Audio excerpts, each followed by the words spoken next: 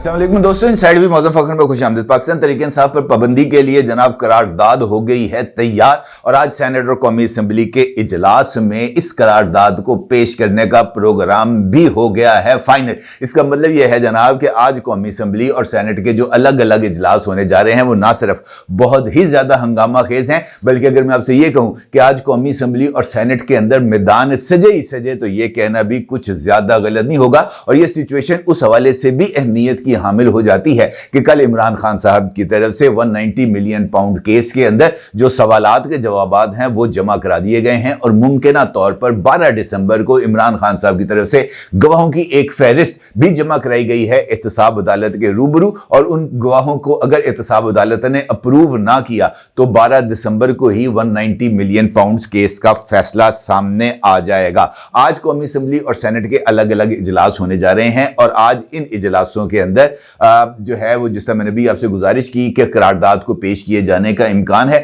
इन इजलासों से पहले मुस्लिम लीग नून की पार्लिमानी पार्टीज के अलग अलग इजलास मुनक्कद होंगे जिनमें इन करारदादों को पेश करने के हवाले से लाहे अमल का तयन किया जाएगा और इस बात का भी फैसला किया जाएगा कि ईवान बाला यानी सेनेट के अंदर मुस्लिम लीग नून के किस रुकन की तरफ से इस करारदाद को सेनेट सेक्रेटेरिएट में जमा कराया जाएगा मंजूरी के लिए और वो कौन सा MNA होगा जो मुस्लिम लीग नून की तरफ से इस करारदाद को जो कि पाकिस्तान तहरीक इंसाफ पर पाबंदी के लिए है वो कौमी असम्बली के सेक्रेटेरिएट में जमा कराएगा। और आज ही मुमकिना तौर पर इस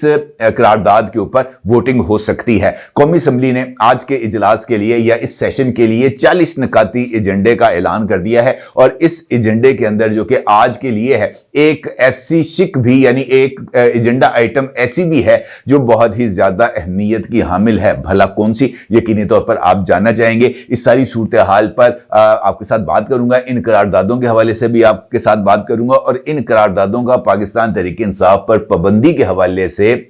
क्या असरात होंगे, इस सारी सूरत हाल की आईनी और कानूनी पोजीशन भी आपके सामने रखूंगा। लेकिन उससे पहले बात करते हैं इमरान खान साहब की तरफ से जो सवालात एहतसाब अदालत की तरफ से दिए गए थे उनके जवाबात पर, क्योंकि ये जवाबात इस बात का तयन करेंगे कि इमरान खान साहब ने इस केस को किस हद तक सीरियसली लिया है। ये जो जवाबात जिसका जिक्र मैं आपके साथ कर रहा हूं इसकी एक कॉपी इस वक्त मौजूद भी है और इन जवाबात के अंदर इमरान खान साहब ने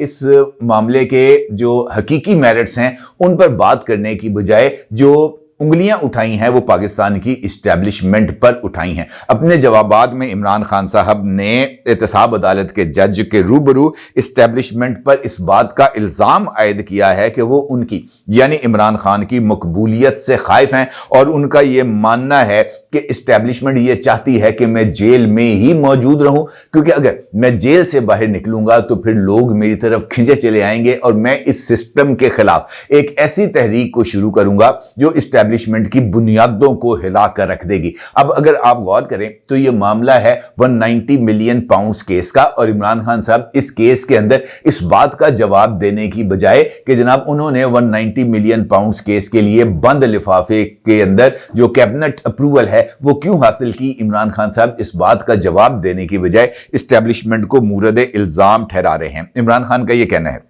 कि मैंने निज़ाम की तब्दीली और इस्टेब्लिशमेंट के खिलाफ मुल्क गिर पुरअमन तहरीक शुरू की तो मुझ पर, मेरे खानदान, मेरे रिश्तेदारों, मेरी पार्टी के कारकुनों के खिलाफ झूठे मुकदमात दर्ज करना शुरू कर दिए गए और नामनेहाद जमहूरियत पसंदों के जरिए फाशिज्म के दौर का आगाज हुआ। इमरान खान ने इस बात का भी इल्जाम आयद किया कि उनकी हुकूमत को किसी मुबैना लंदन प्लान के नतीजे में इक़्तिदार से हटाया गया और इमरान खान ने इस बात का जिक्र अपने जवाबात में कुछ इस अंदाज में किया कि लंदन प्लान को आगे बढ़ाने के लिए, मेरी सियासी जमात को कुचलने के लिए 9 मई 2023 को एक फॉल्स फ्लैग ऑपरेशन किया गया। पार्टी अरकान को मजबूर किया गया, धमकियां दी गईं, अगवा किया गया, गैर इंसानी तशद्दुद किया गया, चादर और चार दीवारी का तकद्दुस पामाल किया गया और खवातीन कारकुनों को उनके घरों से उठाकर जेलों में डाला गया। इमरान खान का यह कहना था कि नैब अदालत में 190 मिलियन पाउंड केस ने इमरान खान साहब से पूछा गया था कि यह केस उनके खिलाफ क्यों बना। प्रोसिक्यूशन के गवाहान ने उनके खिलाफ बयान दिए हैं तो इमरान खान का यह कहना था कि मेरे साथ खड़े सियासी लोगों को 9 मई के झूठे फॉल्स फ्लैग ऑपरेशन के बाद जेलों में डाला गया। यानी इमरान खान का यह कहना है कि उनके खिलाफ जिन लोगों ने गवाहियां दी हैं उन्होंने एस्टैब्लिशमेंट के जबर से मुबैना तौर पर मजबूर होकर ये बयान दिए हैं, लिहाजा अदालत के रूबरू इमरान खान ने इनडायरेक्टली इस बात की इस्तदा की है कि प्रोसिक्यूशन के गवाहों के बयानात को खातर में ना लाया जाए। नैब अदालत की तरफ से इमरान खान से 79 सवालात पूछे गए थे और इमरान खान ने उनके जवाबात को भी तैयार किया। अलबत्ता इमरान खान का यह कहना था अपने इस जवाब के अंदर कि अल-कायदा यूनिवर्सिटी ट्रस्ट ना तो कोई घोस्ट प्रोजेक्ट है और ना ही इसमें कोई गबन इख्तियारात का गलत इस्तेमाल, नाजायज़ फ़ायदा या मामूली नौयत का ज़ाती फ़ायदा मुझे या मेरी अहलिया को हासिल नहीं हुआ। उनका यह कहना था कि नैब की CIT टीम ने इस प्रोजेक्ट का दौरा किया, उसे मुमताज़ फैकल्टी मेंबरान के ज़रिए कैंपस में तलबा को इल्म फराहम करने में बहुत ज़्यादा फ़ाल पाया और ये बात सबको मालूम है कि मैं माशरे की बेहतरी के लिए समाजी कामों में बढ़ चढ़ कर हिस्सा लेता हूँ। शौकत खानम हॉस्पिटल और नमल यूनिवर्सिटी इसकी 2 मिसालें हैं। अब अगर इमरान खान साहब के इस जवाब को देखा जाए, जिसको खुद जो सर्कमस्टेंशियल एविडेंसेस हैं वो नेगेट करते हैं, क्योंकि जो इल्ज़ाम है इमरान खान पर वो ये नहीं है कि उन्होंने अल-कादर ट्रस्ट बनाया या उन पर इल्ज़ाम ये नहीं है कि उन्होंने अल-कादर ट्रस्ट के ज़रिए बच्चों को तालीम नहीं दी। उन पर यह इल्ज़ाम नहीं है कि अल-कादर ट्रस्ट के ज़रिए इमरान खान ने कोई जो है बदउनवानी की। इल्ज़ाम यह है इमरान खान के ऊपर कि उस शख्सियत से इमरान खान ने इस ट्रस्ट को बनाने के लिए मदद हासिल की जिसको चंद रोज पहले इमरान खान साहब की गवर्नमेंट ने 190 मिलियन पाउंड्स का फायदा पहुंचाया था और उस फायदे के अगेंस्ट इमरान खान को ये जो 468 कनाल अराजी है ये इत्तफाकन उसी बिल्डर की तरफ से इमरान खान के ट्रस्ट को अलॉट की जाती है, मुंतकिल की जाती है और फिर उसी बिल्डर के जरिए जिसको 190 मिलियन पाउंड्स का फायदा होता है वो इस बिल्डिंग को तामीर करता है। वही बिल्डर यहां के ऊपर जो फर्नीचर और फिक्सचर्स हैं वो यहां पर वो फिक्स कराता है। ये जो फैकल्टी मेंबरान हायर किए गए हैं उनको तनख्वाहें भी देता है और इसी ट्रस्ट के बिजली, पानी और गैस के बिल्स भी अदा करता है। इसी फैकल्टी मेंबर्स को गाड़ियां भी देता है, बल्कि गाड़ियों के फ्यूल्स भी अदा करता है और उनके घरों के रेंट भी पे करता है। तो ये कॉन्फ्लिक्ट ऑफ इंटरेस्ट की एक बदतरीन मिसाल है जो इमरान खान साहब के टेन्योर में सामने आई और इमरान खान साहब ने इस कॉन्फ्लिक्ट ऑफ इंटरेस्ट का किसी जगह पर कोई जवाब नहीं दिया। अब चूंकि अल-कादर ट्रस्ट केस के हवाले से तमाम तर तफसीलात लोगों के सामने आ चुकी हैं और अल-कादर ट्रस्ट के केस के अंदर इमरान खान साहब की तरफ से जो नकात उठाए गए हैं वो कतई तौर पर इररेलेवेंट हैं उन तमाम 79 क्वेश्चंस के हवाले से जो कि नैब अदालत की तरफ से पूछे गए थे। इमरान खान साहब से इस ट्रस्ट की तश्कील के बारे में पूछा गया था कि ये ट्रस्ट 190 मिलियन पाउंड्स केस के अंदर यानी वो जो ट्रांसफर थे बरतानिया से पाकिस्तान उसकी तश्कील से पहले बना या उसके बाद बना। ये जो अराजी की अलॉटमेंट है वो रकूमात की तकसीम से पहले हुई या रकूमात की तकसीम के बाद हुई। ये ट्रस्ट की तश्कील से पहले जो है इसने ऑपरेशनल हो गया या रकूमात की तश्कील के बाद ट्रस्ट रजिस्टर हुआ और फिर ट्रस्ट ने उसके बाद काम का आगाज किया। इमरान खान ने इन तमाम बेसिक सवालात के जवाब नहीं दिए और यह बात रिकॉर्ड पर मौजूद है कि ट्रस्ट के बनने से पहले यानी उसकी ऑफिशियल मंजूरी से पहले जो कि रजिस्ट्रार कोऑपरेटिव से मंजूरी दी जाती है ट्रस्ट की, इमरान खान साहब ने वो मंजूरी लिए बगैर इस ट्रस्ट को ना सिर्फ ऑफिशियली ऑपरेशनल कर दिया बल्कि एक ऐसी एंटिटी जो अपने अंदर ही इलीगैलिटीज रखती थी उसके अंदर मिलियंस ऑफ रुपीस की ट्रांजैक्शन की गई जो कि एक तरीके से एक ब्लैक मनी को वाइट करने का ही एक तरीका कार समझा जाता है। लिहाजा इमरान खान साहब के लिए अपने आप को इस बोझ से निकाल पाना बहुत ही ज्यादा मुश्किल है। अब इमरान खान साहब की तरफ से 5 लोगों का जिक्र किया गया है एहतसाब अदालत के रूबरू कि नैब ने इन 5 लोगों की गवाहियों को ड्रॉप किया है, लिहाजा इन 5 लोगों को दोबारा गवाहियों के लिए तलब किया जाए और इनकी गवाहियां भी लिए जाए जो बज़ाहिर सिर्फ एक डिलेइंग टैक्टिस है कि 5 गवाह और आएंगे, 5 गवाह अपने बयानात को रिकॉर्ड कराएंगे, फिर 5 गवाहों के ऊपर जिरा होगी और इस चक्कर के अंदर मजीद टाइम इमरान खान साहब हासिल करेंगे। अब यह एहतसाब अदालत का काम है कि वो इमरान खान साहब की इस रिक्वेस्ट को कबूल करती है या रिजेक्ट करती है और ज्यादातर इम्कान यह है कि इमरान खान साहब की तरफ से इन गवाहों की फहरिस्त को रिजेक्ट कर दिया जाएगा क्योंकि ये नैब की तैयार करदा फहरिस्त है और ये नैब की मर्जी है कि वो जनाब गवाहों को وہ اگر سمجھتی ہے کہ اس کا کیس جو بیانات جن گواہوں کے ذریعے ریکارڈ ہو چکے ہیں اس سے اسٹیبلش ہوتا ہے تو وہ مزید گواہوں کو وڈرا کر سکتی ہے، اور نیب نے اپنے اسی اختیار کے تحت گواہوں کی گواہی کو وڈرا کیا ہے، اور احتساب عدالت میرا نہیں خیال کہ عمران خان صاحب کو ایک مرتبہ پھر کسی طرح کا کوئی فس کریٹ کرنے دے گی۔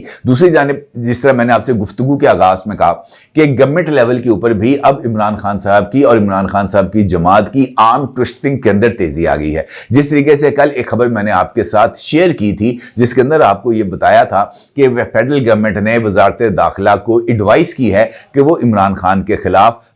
بغاوت کا مقدمہ چلانے کے لیے ان کو سیکشن 196 کے تحت ایڈوائز دے، کمپلینٹ فائل کرے، تاکہ فیڈرل گورنمنٹ کیبنٹ سے منظوری کے بعد عمران خان کے خلاف یہ جو بغاوت کا مقدمہ ہے یہ درج بھی کرا سکے اور اپنے خصوصی نمائندے کے ذریعے اس کی پیروی بھی کرا سکے۔ اب اس کے بعد یہ جو عمران خان صاحب کی جماعت پر پابندی کا معاملہ ہے اس کے اوپر بھی بہت ہی زیادہ تیزی کے ساتھ کام کیا جا رہا ہے۔ بلوچستان اسمبلی نے اس قرارداد کو منظور کر لیا ہے، پنجاب اسمبلی میں عمران خان کی جماعت پر پابندی کے لیے قرارداد کو جمع کرا دیا گیا ہے، اور اگر یہ سینٹ اور قومی اسمبلی میں جس طریقے سے میں نے آپ کے ساتھ گفتگو کے آغاز میں ذکر کیا کہ قرارداد کے حوالے سے اصولی طور پر فیصلہ کر لیا گیا ہے کہ یہ قرارداد کو جمع کرا دیا جائے گا، اور یہ قرارداد آج ہی تیار کر کے قومی اسمبلی کے اندر جمع کرائی جائے گی تاکہ سپیکر صاحب اس کے اوپر ووٹنگ کرا سکے، تو انفیکٹ اس کا مقصد یہ ہوگا کہ عمران خان صاحب کی جماعت کے اوپر دباؤ کو بڑھایا جائے، اور عمران خان صاحب کو یہ بات باور کرائی جائے کہ اگر آپ نے سول ڈس اوبیڈینس کی طرف قدم بڑھایا تو پھر آپ کی جماعت کو ملک دشمن جماعت، ایک دہشت گرد جماعت ڈکلیئر کر دیا جائے گا، اور پھر قومی اسمبلی اور سینٹ سے قرارداد کے بعد فیڈرل کیبنٹ انہی قراردادوں کی روشنی میں عمران خان صاحب کی جماعت پر پابندی بھی عائد کر دے گی، جو عمران خان صاحب کی جماعت اور خاص طور پر قومی اسمبلی اور سینٹ کے اندر ان کی ریپرزنٹیشن کے حوالے سے بہت ہی زیادہ خطرناک ہوگا، کیونکہ اس چکر کے اندر اگر پاکستان تحریک انصاف کی ریپرزنٹیشن قومی اسمبلی سے ختم ہوتی ہے تو پھر یہ تمام کے تمام اراکین جو اس وقت 90 کے قریب قومی اسمبلی میں موجود ہیں اور 24 کے قریب سینٹ آف پاکستان میں موجود ہیں، یہ تمام کے تمام آزاد ڈکلیئر ہو جائیں گے، اور آزاد ڈکلیئر ہونے کے بعد گورنمنٹ کے پاس وہ مخصوص نشستیں جو ابھی تک پاکستان تحریک انصاف کو نہیں ملی، وہ مخصوص نشستیں پھر پاکستان تحریک انصاف کو قطعی طور پر نہیں ملیں گی، اور ان مخصوص نشستوں کے عوض گورنمنٹ اور بھی کئی طریقے کی قانون سازی اور کئی طرح سے آئین میں ترمیم کر سکتی ہے جو موجودہ حالات میں گورنمنٹ کے لیے ایک بلیسنگ ان ڈسگائز ثابت ہو سکتی ہے۔ یہ قرارداد جس کا میں نے آپ کے ساتھ ذکر کیا ہے اس کے لیے آج جو قومی اسمبلی کا ایجنڈا جاری کیا گیا ہے وہاں پر پرائیویٹ ممبرز ڈے بھی رکھا گیا ہے، اور پرائیویٹ ممبرز ڈے کا مطلب یہ ہوتا ہے کہ اس موقع پر کوئی بھی رکن قومی اسمبلی یا رکن سینٹ پرائیویٹ ممبرز ڈے کے اوپر اپنی مرضی کی کوئی بھی قرارداد کو فلوٹ بھی کر سکتا ہے، اور کسی طرح کا بل بھی سینٹ یا قومی اسمبلی سیکریٹریٹ میں جمع کرا سکتا ہے، اور اس بل کو متعلقہ کمیٹی کے روبرو پیش کر دیا جائے گا، اور اگر کمیٹی اس کو منظور کرتی ہے تو پھر اس بل کو ووٹنگ کے لیے قومی اسمبلی میں پیش کیا جائے گا، اور یہی طریقہ کار قرارداد کے حوالے سے بھی ہے۔ یعنی آج ہر ایک رکن اس بارے میں آزاد ہوگا پرائیویٹ ممبرز ڈے کے موقع پر کہ وہ کس طرح کی قرارداد کو موو کر سکتا ہے، اور کس طرح کی قرارداد کو منظوری کے لیے قواعد کو جو ہے وہ معطل کر کے سپیکر نیشنل اسمبلی منظوری کے لیے بھی پیش کر سکتے ہیں، اور اگر یہ قرارداد کو پیش کر دیا جاتا ہے جس کے کافی حد تک امکانات پائے جاتے ہیں اور اس قرارداد کو منظور کر لیا جاتا ہے تو پھر اگلے مرحلے میں جیسے ہی عمران خان صاحب نے اس بات کا اعلان کیا ہے کہ اب 14 دسمبر کی بجائے 15 دسمبر کو پشاور کے اندر جلسہ ہوگا، اور پشاور کے اندر 15 دسمبر کو ہی اس بات کا اعلان کیا جائے گا کہ کس طریقے سے سول ڈس اوبیڈینس موومنٹ کو لانچ کرنا ہے اور کس طریقے سے اس سول ڈس اوبیڈینس موومنٹ کو کامیاب بنانا ہے۔ تو جیسے جیسے یہ مرحلہ آگے بڑھے گا، یعنی عمران خان آفیشیلی اپنی جماعت کے پلیٹ فارم سے سول ڈس اوبیڈینس کو لانچ کریں گے، اسی طریقے سے عمران خان صاحب کی جماعت کو کالا دم تنظیم یا دہشت گرد تنظیم ڈکلیئر کرانے کی جو سرگرمیاں ہیں اس میں بھی تیزی آئے گی۔ اس کا مطلب یہ ہے کہ گورنمنٹ اور عمران خان صاحب کی جماعت نہ صرف ایک دوسرے کے آمنے سامنے آ چکے ہیں بلکہ